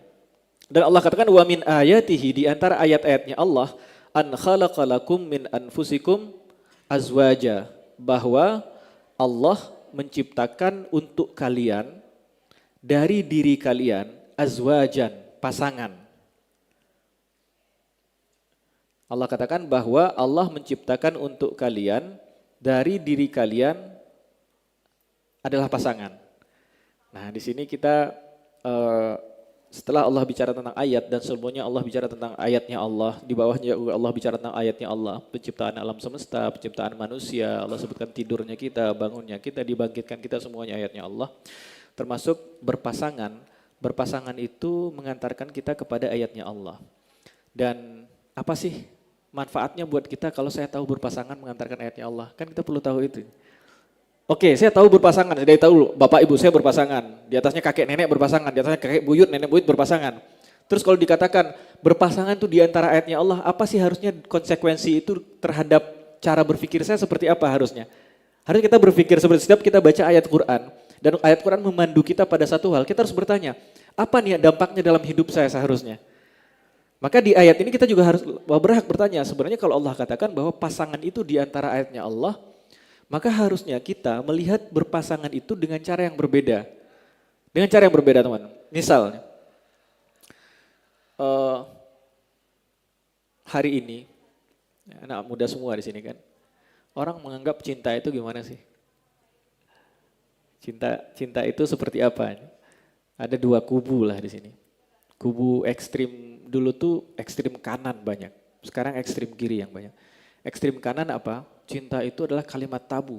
Saya pernah melewati masa itu. Saya kelahiran 87. Siapa yang kelahiran 87? Umur saya udah 36 sekarang. 36 ya. Dan saya tinggal di kampung loh di Sumatera Barat. Dan di kampung saya itu waktu saya SD, kalau ada yang pacaran itu jadi aib sekampung. Jadi aib sekampung, berarti saya SD itu tahun 93, 94. Dan cinta itu dianggap hal yang sangat tabu, nggak boleh dibahas. Di zaman saya dulu, kalau ada anak sekolah ketahuan pacaran, itu sama gurunya dimarahin. Terus dia pulang nangis, ditanya sama bapaknya, kenapa kamu nangis? Dimarahin guru, kenapa dimarahin guru? Ditampar, kenapa ditampar? Kedapatan pacaran, sama bapaknya ditampar lagi. Itu satu tuh. Pacaran menjadi hal apa? Bukan pacaran. Cinta itu menjadi hal yang tabu sampai anak tuh nggak berani ngomong cinta ke orang tuanya. Nah zaman itu saya bersyukur itu karena ayah saya itu Allahyarham suka mendengarkan cerita kita. Jadi ayah saya itu tahu dengan siapapun perempuan yang saya taksir waktu saya sekolah. Dan ayah saya tahu dengan siapapun yang ditaksir sama kakak-kakak saya waktu sekolah. Dan siapapun yang naksir kakak saya ketika sekolah. Jadi kita cerita ke ayah kita. Dan buat zaman itu sangat aneh sekali. Sangat aneh sekali, itu ekstrem kanan. Hari ini ekstrem kiri, antitesisnya, bablas. Udah nggak jelas itu. Orang udah nggak jelas hubungannya apa sama bapak ibunya udah nginep aja di sini. Kenapa kamu malam minggu ngapain bengang-bengong di kamar sendiri, nggak punya pacar kamu apa, dan lain sebagainya. Kita ada di dua kubu nih. Islam selalu mengajarkan kita di tengah sebenarnya itu. Posisi cinta seperti apa, dan bagaimana kita melihatnya, kita lihat dari perspektif bahwa Allah jadikan kita berpasangan itu di antara ayatnya Allah. Dan Quran juga ayatnya Allah. Artinya berpasangan laki-laki dan perempuan itu adalah hal yang suci. Dengan kata lain, cinta itu yang hadirkan siapa? Allah kan yang menghadirkan cinta itu. Cinta itu sampai Rasul sendiri ngomong ke sahabiah. Ada ceritanya seorang sahabiah, ini kisah dikit. Ada seorang sahabiah, saya lupa namanya. Ada seorang sahabiah, beliau itu budak. Jadi couple, dua-duanya budak. Jadi yang laki-laki budak, yang perempuan juga budak. Nah teman-teman tahu budak itu udah ada sebelum Nabi lahir. Budak itu konsekuensi perang. Jadi di perang, yang menang, yang kalah jadi budak yang menang. Selalu tuh, kalau nggak jadi tawanan, dia jadi tawanan nih. Nggak ada yang nebus dia, udah jadi budak, diperjualbelikan di pasar budak. Konsekuensi perang seperti itu. Maka fikih memberikan aturan untuk perbudakan ini. Di Islam itu sangat dianjurkan, berapa banyak hukuman dalam Islam itu justru memerdekakan budak. Jadi ini kisahnya, ada dua orang, laki-laki dan perempuan, dan statusnya dua-duanya budak. Bukan barudak ya, barudak Bandung. Bukan barudak Bandung ini budak beneran ini. Yang budak itu kayak properti, dia nggak punya kepemilikan udah. Nah mereka nikah. Dan ternyata yang perempuan ini merdeka, dimerdekakan oleh tuannya. Jadi dia perempuan merdeka. Dan dalam aturan perbudakan, kalau dia tadi menikah, ketika salah satunya merdeka, maka pernikahannya sudah putus. Status pernikahannya putus. Maka perempuan ini berhak mencari pendamping hidup yang lain. Nah laki-laki ini dia masih mencintai istrinya atau ex-istrinya. Yang perempuan enggak, karena sudah merdeka. Kemudian, ini di Madinah kejadiannya. Ini perempuan ini pergi, yang laki-laki ini ngekorin terus dari belakang. Sambil nangis, waduh itu coba tuh. Ini di masa Nabi SAW. Sambil, saya cek dulu namanya siapa ya, saya lupa namanya. Sebentar ya.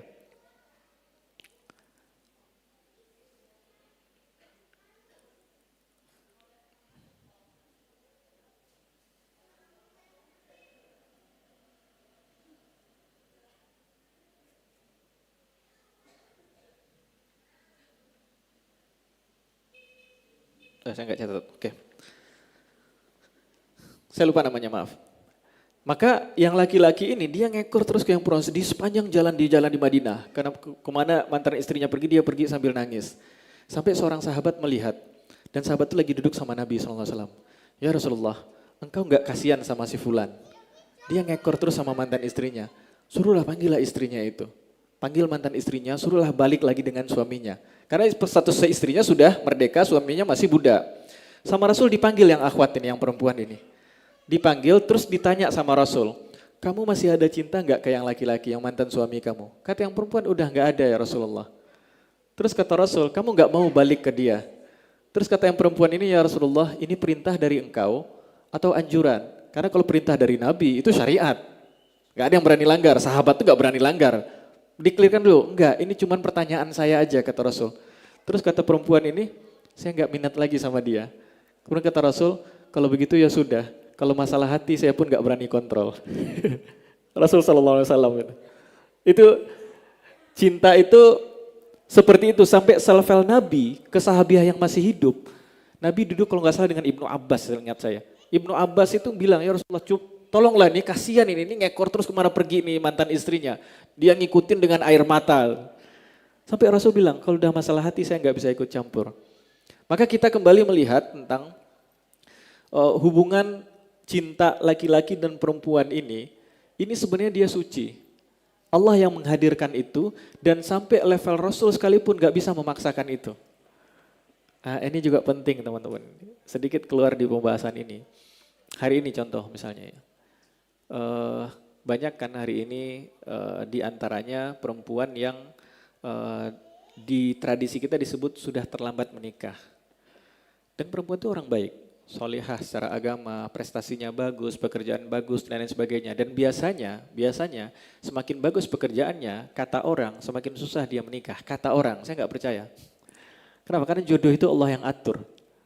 Saya nggak percaya itu. Walaupun kata orang semakin tinggi, karena itu orang bilang perempuan nggak usah sekolah tinggi-tinggi. Kalau buat saya perempuan sekolah tinggi-tinggi. Kenapa?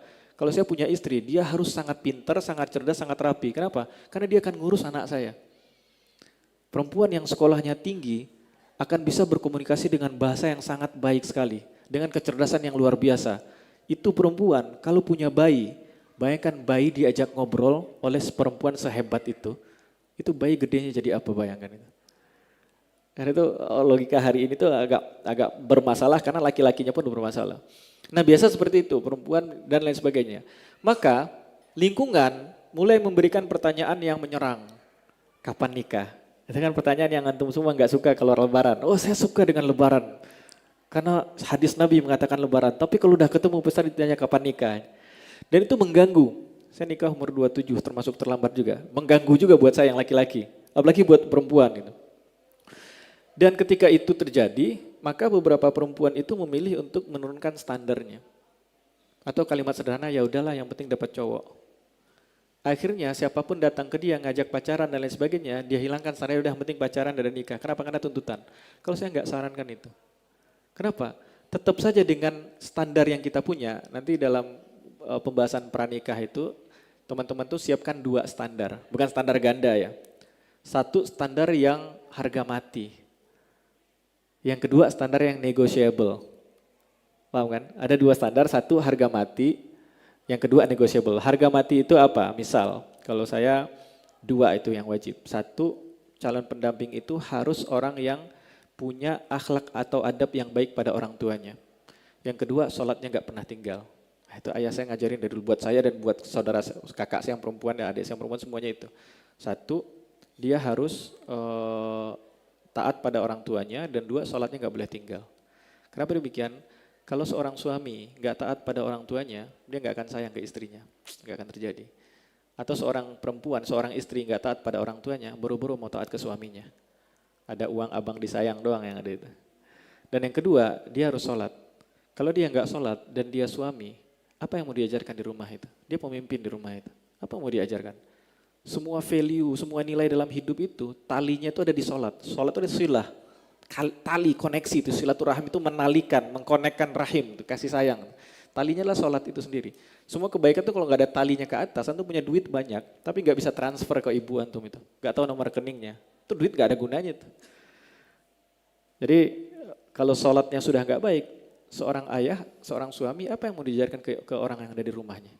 Dan seorang istri apa yang mau dia didik anak-anaknya? Apa yang keteladanan diambil dari seorang anak? 2 itu harga mati itu.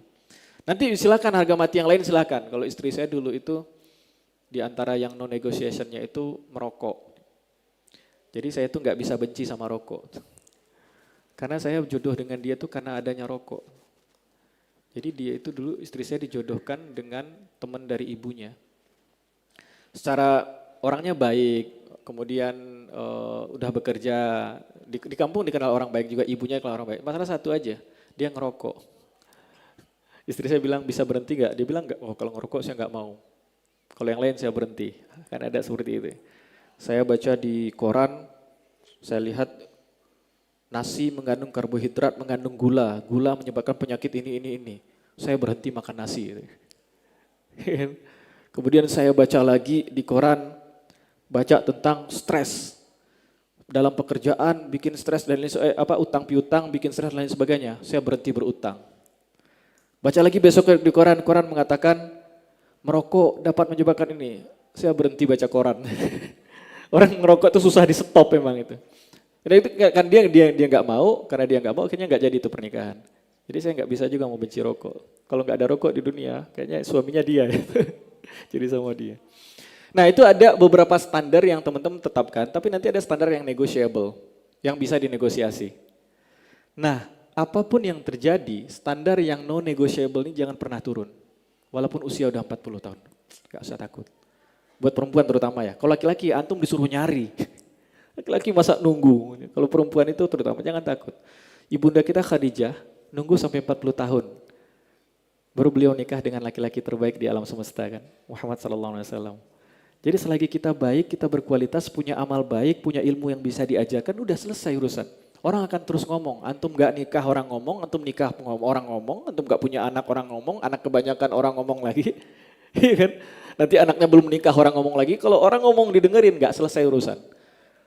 Yang penting ada kebaikan yang bisa kita hadirkan, khairun nas anfa'uhum linnas, yang manusia terbaik yang paling banyak manfaat bagi manusia. Sebarkan kebaikan itu. Dan nanti akan datang laki-laki yang juga melihat standar seorang dari kebaikan yang dia sebarkan. Akan datang itu. Jadi gak usah cemas. Nah kembali ke sini, itu diantara konsekuensi kalau kita melihat hubungan itu sebagai ayatnya Allah. Kalau kita melihat hubungan laki-laki perempuan sebagai ayatnya Allah, kita tidak mungkin memulai itu dengan hal yang Allah benci. Masa kita mau memulai itu dengan hal yang Allah benci? Karena nanti di pembahasan litas gunung kita lihat bahwa dari rumah inilah semua kebaikan di alam semesta ini, di bumi ini harus dimulai dari rumah ini. Islam mendesain aturan seperti itu. Bisa enggak orang hebat di luar rumah, rumahnya berantakan? Bisa. Tapi ketika orang yang hebat di luar rumah dan rumahnya rapi, kelipatannya luar biasa. Islam selalu mendesain seperti itu. Karena itu rumah itu harus dirapikan dulu. Maka kalau pernikahan itu di antara bagian dari ayatnya Allah, kita tidak akan memberikan pengantar untuk hal yang sangat suci itu dengan hal-hal yang Allah benci. Allah sebut pernikahan itu mitsaqun ghalidh, perjanjian yang berat. Mitsaqun ghalidh dalam Quran cuma disebut 3 kali. Satu, perjanjian antara siapa? Antara Allah dengan Bani Israel. Bani Israel itu bukan satu umat, bukan satu generasi. Bani Israel itu banyak generasi. Dari Nabi Yakub, Yusuf, Ayub, terus ke bawah sampai Nabi Isa, itu semuanya umat Bani Israel itu. Berapa ratus tahun itu jarak mereka itu. Itu perjanjian Allah dengan Bani Israel. Yang kedua, perjanjian Allah dengan Nabi Ulul Azmi. Dari semua umat manusia terbaik, dipilih yang terbaiknya para nabi. Dari para nabi yang 124.000, dipilihlah 25 yang terbaik. Dari 25 yang terbaik, dipilih yang terbaik lagi. Yang Nabi Ulul Azmi itu, best of the best of the best of the best of the best. Dan yang ketiga, mitsaqun ghalidh, itu pernikahan laki-laki dan perempuan. Itu mitsaqun ghalidh. Allah sebutkan itu dan Allah sangat menghargai pernikahan itu. Maka kalau kita mempelajari bahwa pernikahan itu atau pertemuan laki-laki dan perempuan merupakan ayatnya Allah, ayo kita tempatkan itu di tempat yang benar. Jangan dimuqaddimahi itu dengan apa yang Allah benci. Karena kalau sudah dimuqaddimah dimulai dengan apa yang Allah benci, pikiran kita sepanjang perjalanan pernikahan itu nanti akan berpikir, gak ada yang bisa diambil dari pernikahan saya. Setan akan membisiki itu. Maka kalau masa lalu stop, di-cut itu selesai, kita mulai di masa depan. Yang baik seperti itu.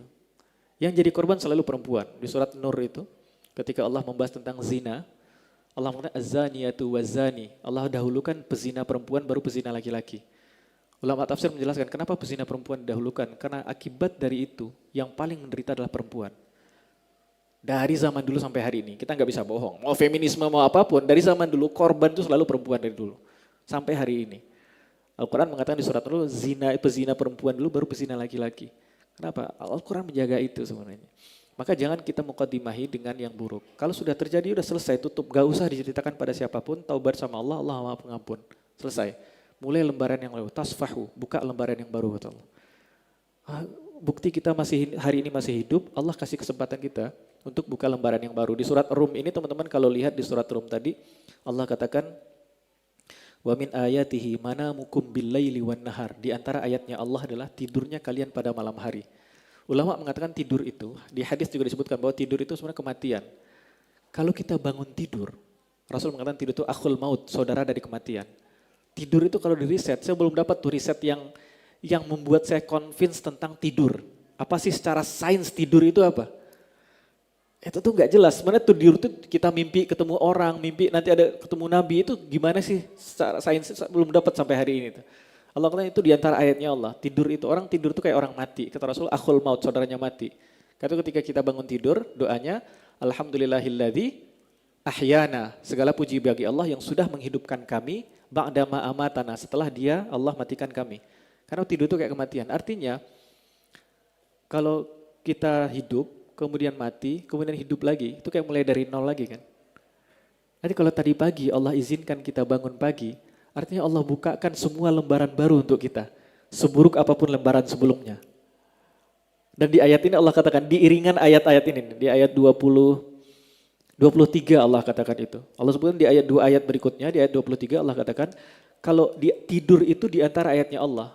Kalau dulu, kalau disebutkan misalnya nih, ini perjalanan hidup kita nih. Semua perjalanan hidup kita, ini semuanya keburukan macam-macam lah. Kemudian antum tidur di sini, ini udah lembaran baru nih. Karena tidur itu kayak kematian. Orang kalau mati dibangkitkan udah pembahasan baru lagi.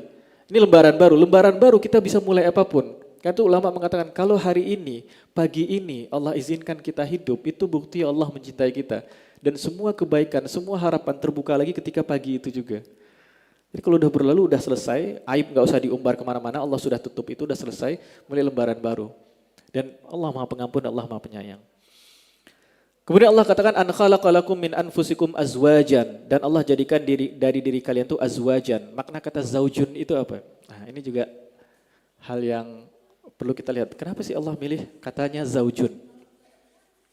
Kata zaujun itu dalam tafsir At-Tahrir wa Tanwir Ibnu Asyur mengatakan zaujun itu ada dua maknanya. Satu muqaranah, yang kedua asyaf'u. Artinya apa? Muqaranah itu definisinya di sini ya. Kata Ibnu Asyur, wa zauju kullu syai'in thanin ma'a syai'in akhar bainahuma taqarun. Zauju itu artinya segala sesuatu yang kedua yang datang, segala sesuatu yang datang yang kedua dan dia bersifat berpasangan. Misalnya nih, tangan kiri saya, datang yang kedua tangan kanan, dia berpasangan enggak? Berpasangan, itu namanya zaujun. Saya bilang tangan kiri saya datang spidol. Dia datang yang kedua, tapi berpasangan enggak? Enggak berpasangan. Semua orang waras akan tahu tangan kiri pasangannya bukan spidol. Tangan kiri pasangannya tangan kanan, itu zaujun. Artinya ada muqaranah. Di kalimat lain beliau mengatakan, fakullu wahidin min ithnaini muqtarinaini fi halin ma yusamma zaujan lil akhar. Segala sesuatu yang berdampingan, itu yang kanan zaujun bagi yang kiri dan yang kiri zaujun bagi yang kanan. Jadi disebut dua nih kanan kiri. Siapa yang lebih afdal di antara kanan dan kiri? Enggak ada yang lebih afdal. Dua-duanya baik. Maka yang kanan itu pasangan dari yang kiri pasangan dari yang kanan. Allah katakan zaujun artinya suami dan istri. Hadirnya itu, ini juga masalah hari ini. Orang mengatakan suami lebih tinggi posisi dari istri. Enggak. Saya belum ketemu ayat yang mengatakan itu. Suami pemimpin di rumah tangga iya. Memimpin istrinya ya, tapi apakah pemimpin itu lebih tinggi daripada yang dipimpin? Belum tentu. Berapa banyak antum pergi ke perusahaan, saya ketemu banyak sekali perusahaan, stafnya lebih cerdas daripada manajernya. Banyak gitu. Manajer lebih jenius daripada direkturnya.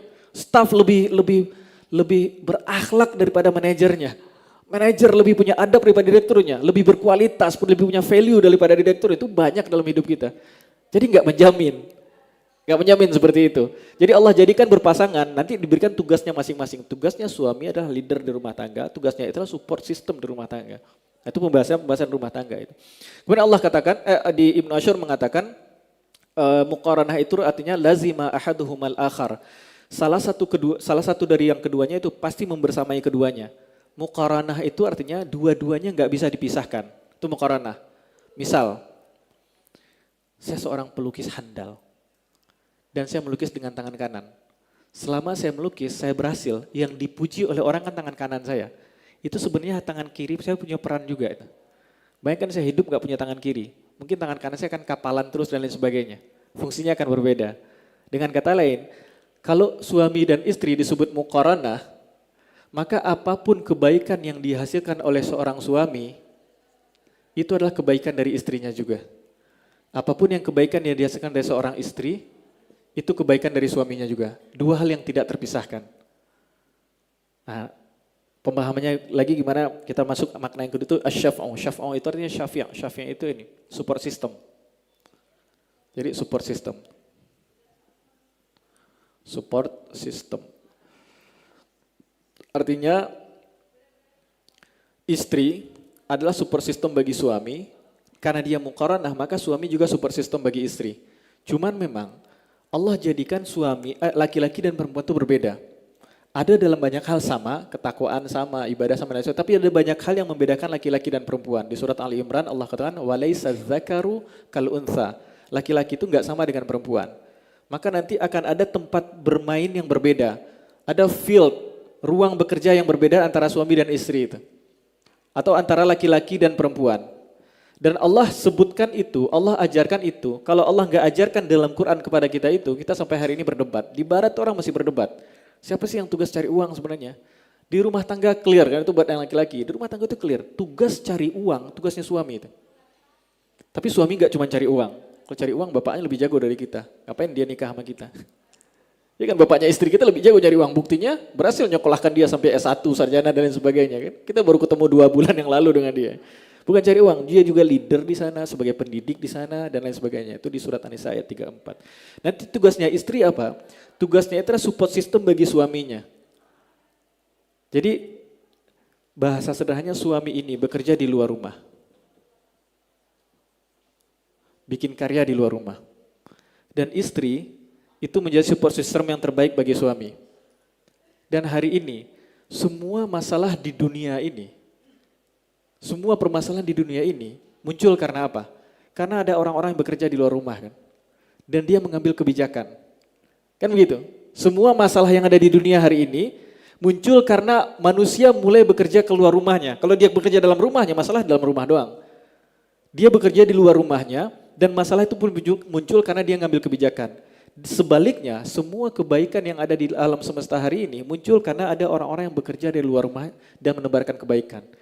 Dan orang-orang yang bekerja di luar rumah itu, dia punya tenaga terbatas, kita manusia.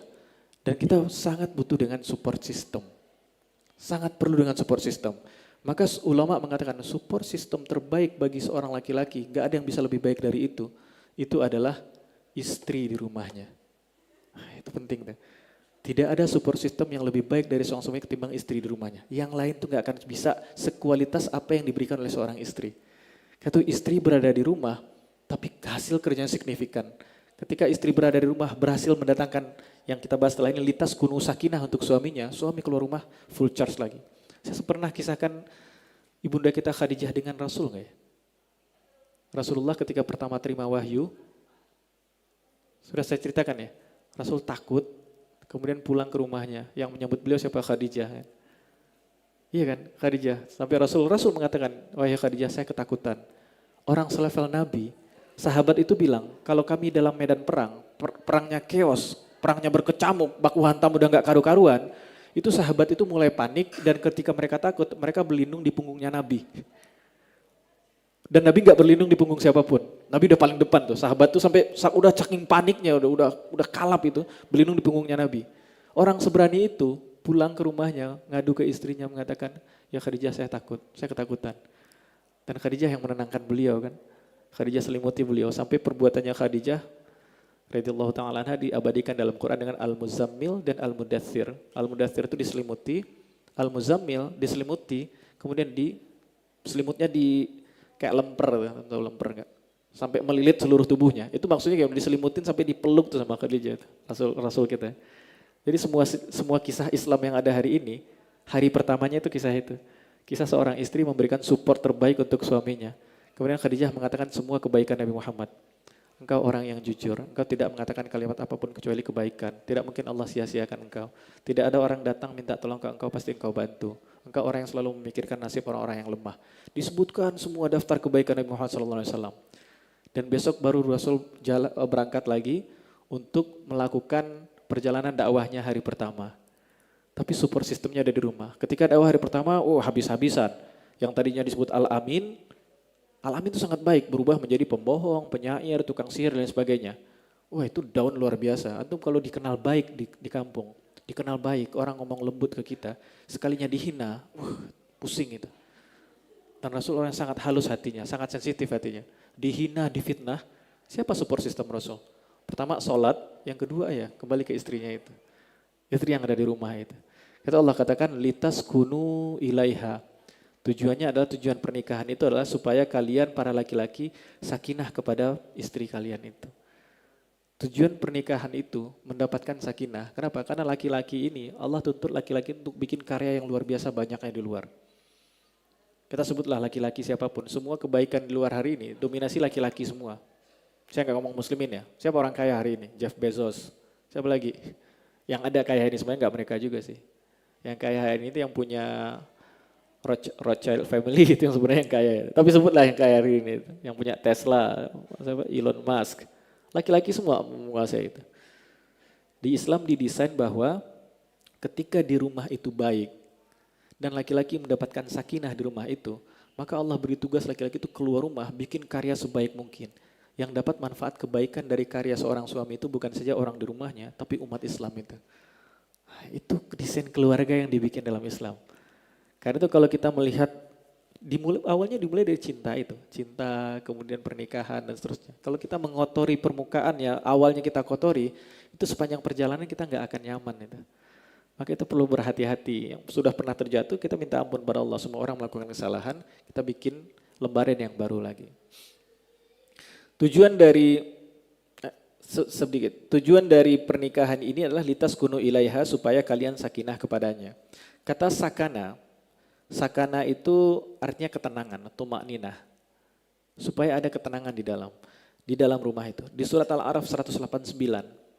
Saya ketika mencari kata sakana dalam rumah, ketemu dengan surat Al-A'raf 189. Allah katakan, "Huwallazi khalaqakum min nafsin wahidah." Dialah Allah yang telah menciptakan kalian dari jiwa yang satu. Sampai satu jiwa itu siapa?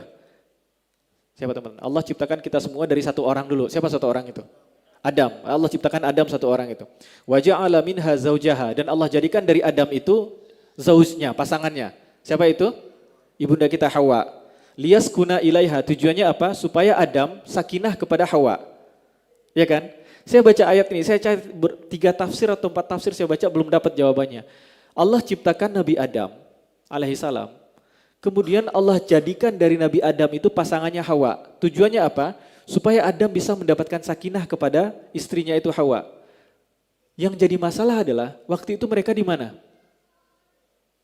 Waktu itu mereka di mana? Di surga apa di dunia? Di surga kan? Ternyata kesimpulan saya sementara, saya mudah-mudahan salah. Bahkan surga memberikan satu bagian yang gak diberikan oleh seorang perempuan. Artinya apa? Kita bicara rumah yang simpel loh. Rumah, antum punya peralatan, kebutuhan apapun lengkap di rumah itu. Semua perkakas lengkap, semua kemewahan ada. Pembantu banyak, tukang ini banyak dan lain sebagainya. Tapi nggak dapat ketenangan dari istri, semua itu nggak ada gunanya.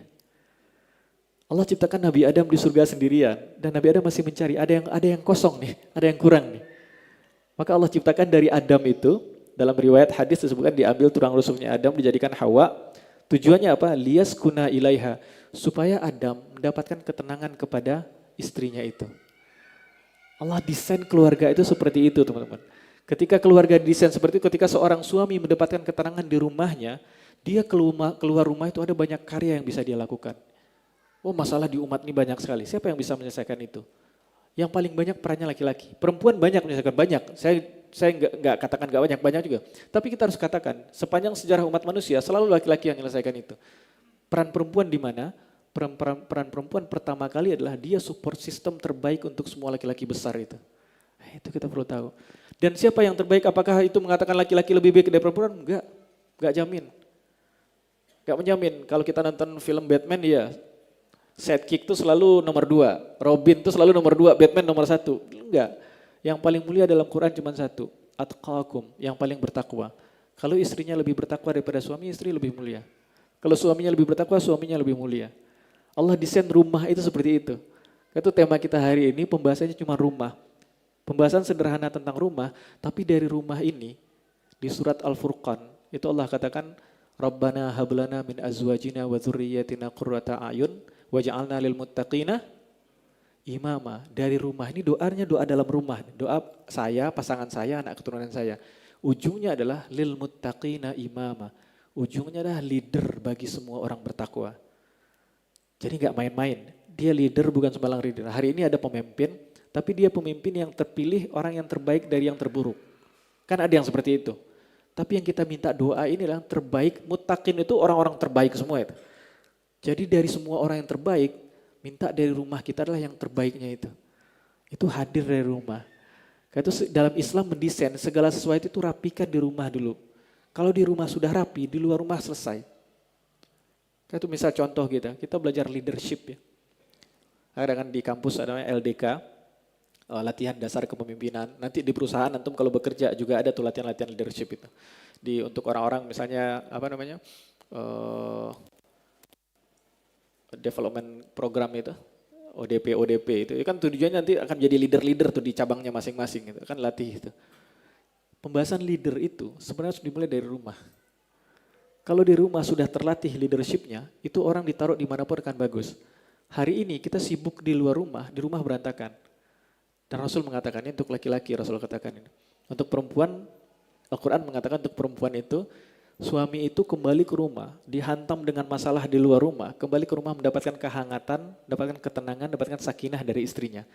Itu besok suami berangkat kerja, full charge lagi itu. Semangat 110% itu. Dan sebaliknya, Islam selalu komplit. Karena itu kalau memahami Islam sepotong-sepotong, bahaya. Iya, memahami Islam, masa Islam seperti itu? Ada hadis Rasul mengatakan, seandainya dibolehkan manusia sujud pada manusia, kata Rasul, saya perintahkan istri untuk sujud pada suaminya. Itu hadis, ya itu hadis Rasul, memang seperti itu. Berarti Islam itu patriarki, tunggu dulu, belum selesai pembahasannya. Untuk laki-laki Allah katakan apa? Rasul katakan apa? Kata Rasul, khairukum li ahli. Yang paling baik di antara kalian, itu yang paling baik pada keluarganya. Artinya Rasul ketika ngomong ini, Rasul ngomong ke siapa? Kan Rasul nggak ngomong ke kita kan? Rasul ngomong ke generasi pertama, siapa yang dengerin ucapan Rasul? Abu Bakar, Umar, Utsman, Abdurrahman bin Auf, Ali bin Abi Thalib. Artinya Rasul ngomong ke orang-orang yang keluar rumah, dia mengerjakan pekerjaan berat. Ada orang yang ketika keluar rumah, dia bicara diplomasi antar negara. Ada yang bicara tentang strategi perang. Umar bin Khattab mimpin perang misalnya. Ada yang bicara tentang Utsman bin Affan, bicara tentang multinational company. Dia bicara bisnis antar negara itu. Rasul katakan, oke, kalian keren semua di sana, tapi standar baiknya kalian adalah yang terbaik kepada keluarganya. Jadi Islam itu komplit. Untuk perempuan diajarkan untuk menjadi support system yang terbaik, dan untuk laki-laki yang berkarya besar di luar dan sebagainya, standar kalian bukan kebaikan itu. Nomor satu di rumah dulu. Itu pembahasan rumah dalam Islam sangat penting. Kalau rumah berantakan teman-teman, kalau rumah berantakan, keluar tuh banyak masalah nggak selesai. Dan akhirnya kita nggak pernah hidup, tau nggak pernah hidup. Nyampe di kantor, yang dipikirin masalah di rumah, dan nyampe di rumah, yang dipikirin target-target di kantor. Kita nggak pernah namanya hidup. Yang orang hidup, badannya di sini, akalnya di sini, pikirannya di sini, itu orang hidup tuh.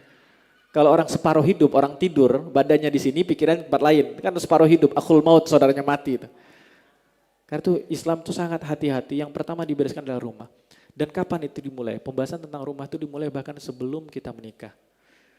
Sebelum kita, yang sudah menikah kayak saya ya, pintu taubat selalu terbuka. Selalu terbuka pintu taubat itu. Perbaiki diri lagi, belajar lagi. Sebenarnya keluarga dalam Islam seperti apa sih?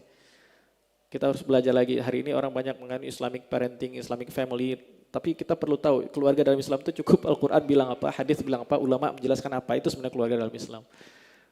Kita lihat Quran bicara seperti apa, jalankan tugas itu sebaik mungkin. Dan setiap detik yang dilewati di rumah itu, setiap detik itu adalah pahala. Apapun itu. Kesabaran seorang istri, mungkin ada di antara keluarga yang istrinya sangat menderita, suaminya sangat tidak baik. Quran juga sebutkan, ada namanya Asiyah. Asiyah punya suami, nggak ada istri dapat suami sejahat itu. Kecuali Asiyah saja di alam semesta ini, sepanjang sejarah umat manusia. Dapat suami mengaku Tuhan, Fir'aun. Saya pas baca kisahnya Asiyah itu saya mikir, kenapa Asiyah nggak minta cerai? Baru saya paham, istri suaminya Fir'aun, kalau minta cerai langsung dibunuh. Ada itu. Tapi Rasul sebutkan Asiyah itu satu di antara perempuan terbaik yang pernah ada. Di antara 4 perempuan terbaik, Khadijah, ibunda kita, putrinya Fatimah, kemudian Asiyah, kemudian Maryam. Satu di antara 4 perempuan terbaik itulah Asiyah. Ada juga suami yang bermasalah adalah istrinya. Disuruh di Al-Quran, Nabi Lut dan Nabi Nuh. Ini kan juga ada masalah, tapi setiap detik yang dilewati, jika dilewati dengan keimanan dengan cara yang benar, itu setiap detik kesabaran itu juga berpahala. Setiap detik kesabaran itu berpahala. Dan ketika sudah di rumah tangga gak ada apapun yang diharapkan, ya Quran berikan solusi lagi kan. Syariat juga berikan solusi ketika di rumah tangga udah gak ada apapun. Gak ada apapun, cinta gak ada, harapan masa depan gak ada. Gak ada kebaikan yang bisa diharapkan, baik untuk suami, untuk istri, untuk anak-anak udah gak ada harapan lagi, ya Quran juga berikan solusinya. Satu surat sendiri, surat At-Talaq namanya. Jadi nama surat, bukan satu surat, jadi nama surat itu sendiri. Jadi kembali pada poin ini teman-teman, tujuan kita adalah bagaimana rumah itu menghadirkan sakinah. Dan Allah bicara tentang sakinah, ketenangan. Jadi itu gak ada sangkut pautnya dengan jumlah materi sebenarnya. Gak ada sangkut pautnya dengan jumlah. Rasulullah pernah nanya ke Aisyah, ya Aisyah, hari ini ada makanan gak? Kata Aisyah gak ada. Ya udah kalau gitu kita puasa. Rasulullah sesederhana itu. Hari ini kita yang bikin komplek makan itu kan, makan di mana, menunya apa, kita bikin komplek. Buat Rasul makan itu sangat sederhana. Ada makan gak? Gak ada. Kalau gak ada ya udah puasa. Kalau ada makan kita makan. Sesederhana itu, bukan masalah materinya, tapi hadir ketenangan di rumah itu. Ketika laki-laki pulang ke rumahnya mendapatkan ketenangan, maka dia keluar rumahnya ada banyak hal karya besar yang bisa dia lakukan di luar. Dan untuk laki-laki yang punya banyak kebaikan di luar itu, ingat standar kebaikan kita pertama kali adalah orang yang paling berhak mendapatkan kebaikan kita siapa? Bukan orang di luar, orang di rumah dulu. Islam itu komplit mengajarkan itu power itu datang dari rumah. Strong from home itu harus hadir. Itu tema kita hari ini, a place called home, sebuah tempat yang bernama rumah. Dan itu harus dijaga dari sebelum kita menikah ini. Karena kita akan melewati, kalau pernikahan baik, rumahnya baik, itu hasil karya keluar rumah itu luar biasa. Allah akan menghadirkan itu. Kemudian Allah katakan wa ja'ala bainakum mawaddatan warahmah. Mawaddah warahmah bukan tugas kita. Mawaddah warahmah itu Allah yang itu Allah yang ambil andil. Kata Allah, dan Dia Allah yang menjadikan di antara kalian mawaddah warahmah.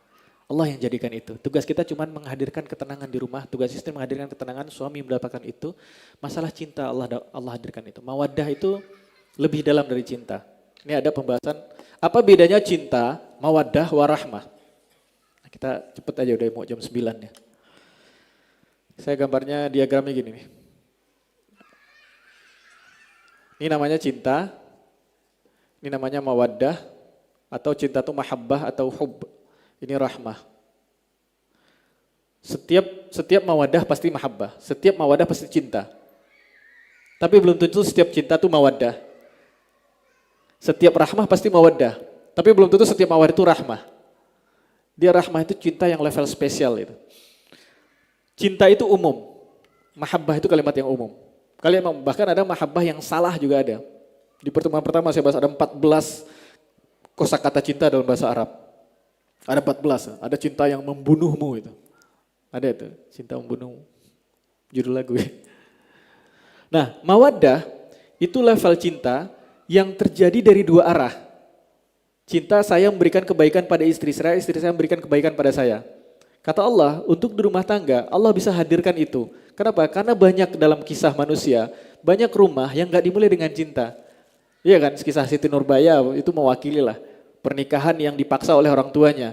Tapi ketika sudah sakinah yang keduanya cari, suami dan istri menghadirkan sakinah di rumah, itu Allah yang urus. Allah akan hadirkan cinta, bukan level cinta yang biasa, tapi levelnya level mawaddah ini.